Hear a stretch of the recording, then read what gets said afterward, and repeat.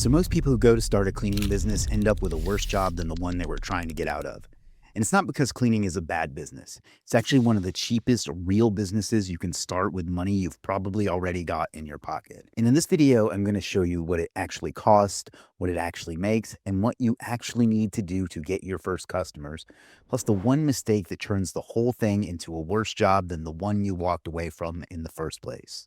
A quick note on who I am, because it matters when a stranger is giving you a business advice on the internet. My name is Chris M. Walker. I've started and built multiple successful businesses from nothing. I also run a platform that thousands of local service businesses use to grow, including cleaning companies, landscapers, and all kinds of trades. So I get to watch what works and what doesn't. Also, just to be clear, I have never run a cleaning company, and I'm not going to pretend that I have. The numbers in this video come from real cleaning business owners and real industry data. And I'm going to put the sources on the screen so you can go out and check my work if you want to. Let's start with what it costs. A basic solo setup, which is just you cleaning houses, runs you a few $100 to maybe a couple grand. The supplies are somewhere around $300 to $800. And I suggest getting a decent vacuum that's not going to die on you in 2 months. And then you end up having to replace it anyway. You're going to need liability insurance, which for a house cleaner is something like $40 to $70 a month. And then registering the business, which is pretty cheap. So that's pretty much the whole list. You don't need a van, you don't need a team, and you definitely don't need to go drop $2,000 on a logo. Now, it's important to understand that there are two completely different businesses hiding in the words cleaning business, and they're not the same thing at all. One of them is a job that you happen to own. You clean, you get paid for cleaning, and the day you stop cleaning, the money stops coming in with it. The other one is a company that actually runs. Other people are doing the cleaning, and you're the one who builds the systems and the customer list and the crew.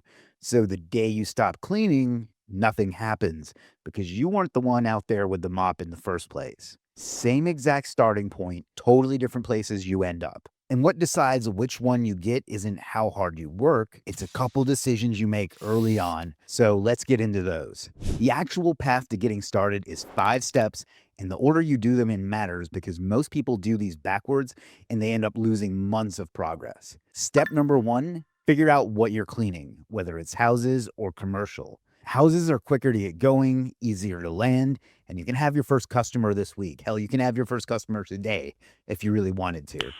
Nice. Commercial is offices and buildings and businesses and things like that. The contracts are bigger and the money is steadier, but it's a slower sale and it's more about building relationships than just getting someone to say yes. If you're starting from zero with no cushion under you, I'd go with residential almost every time unless you have some connections that make. You can always add the other one later once you know what you're doing, but most likely you're going to want to start with residential. Number 2, get the boring legal stuff out of the way and do it fast. Register the business. A license is usually $50 to $200 depending on your state. A DBA is another $25 to $100. The EIN is free straight from the IRS, so don't let anybody charge you for that one.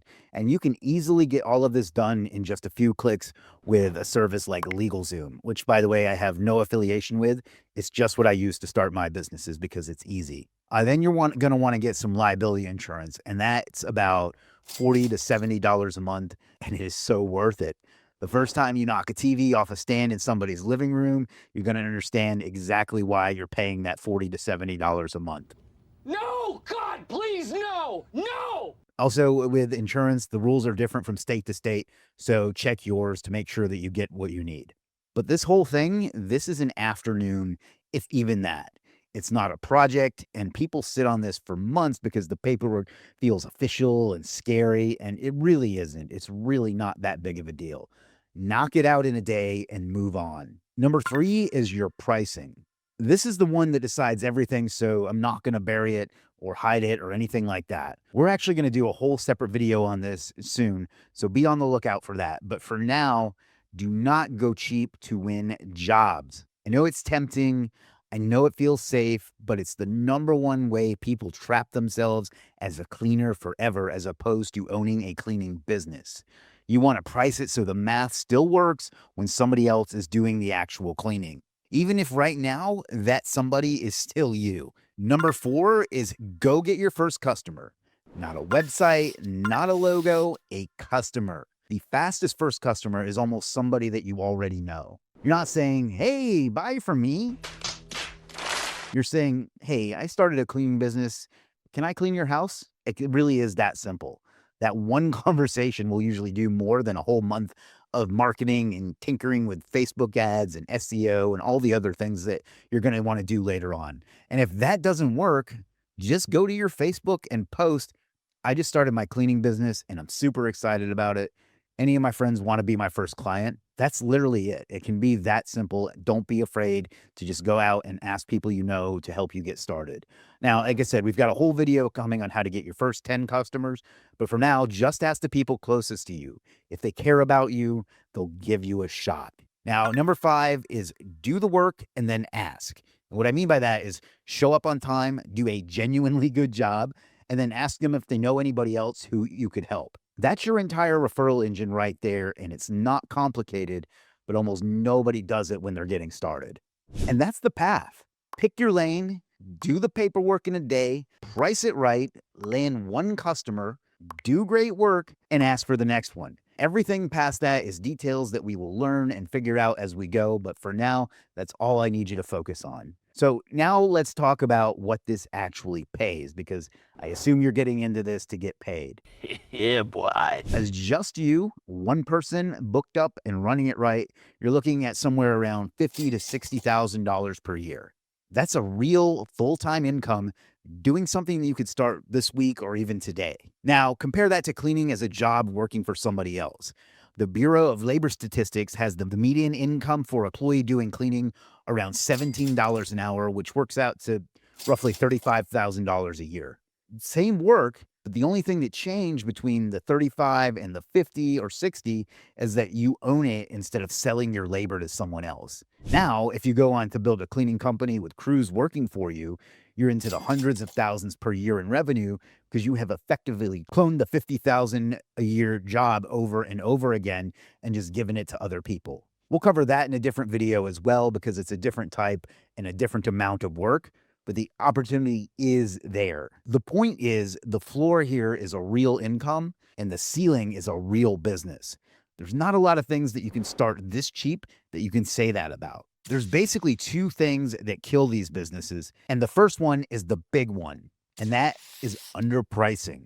So you're nervous, you're new, so you find the cheapest person in your area and you charge just a little bit less than them. It makes total sense and it works for a while. The problem is the second you get busy, you're screwed. You have to hire someone to help you, and then there's no money left in it. You priced the whole thing like your time was free, and what you did was you literally forgot that you have to pay yourself. And now you've got yourself a worse job than the one you were trying to get out of in the first place. I've watched people make this mistake and have it tank their business even though they did everything else right. So price it like somebody else is doing the cleaning from day one, even if it's you doing the cleaning for now, because if the number doesn't actually work when you're paying someone to do the job, then it was never really a business in the first place. The other thing that kills cleaning businesses is they think their job is cleaning houses. It's not. What? Bro, what are you talking about, man? You're probably thinking, what do you mean? I thought this was a cleaning business. It is, but as the owner, your job is to make sure you always have a bunch of houses to clean, always keeping new customers coming in, always having new jobs for your employees. You need to make sure you are always prospecting, always marketing, and always networking so you always have a full list of clients and prospects to keep the business going. Now, let's do a quick gut check on whether running a cleaning business is even for you. Do it if you're willing to do unglamorous work and do it well. If you're okay with scrubbing toilets, cleaning up trash, and walking into smelly, messy houses, then you can run a cleaning business. If you can talk to strangers from all walks of life and aren't afraid to ask them to let you clean their house, then you can run a cleaning business. Cleaning is something people hate to do themselves, guilty, because it's unpleasant. And if you're willing to do unpleasant things for them, you can be rewarded in a major way. Do not start a cleaning business if you can't pick up the phone on time because you're going to miss out on business and it's going to go to somebody that can. And do not start a cleaning business if you can't show up somewhere when you're supposed to. If that's you, then a cleaning business isn't for you, and there's no shame in any of that. Well, there is shame in never being on time. You should do that in every part of your life anyway. But my point is, if those things are deal breakers for you, that's fine. This isn't for you. We will have some other opportunities on this channel. But if you're willing to do the work, show up and ask for more after you do a good job, then a cleaning business could be perfect for you.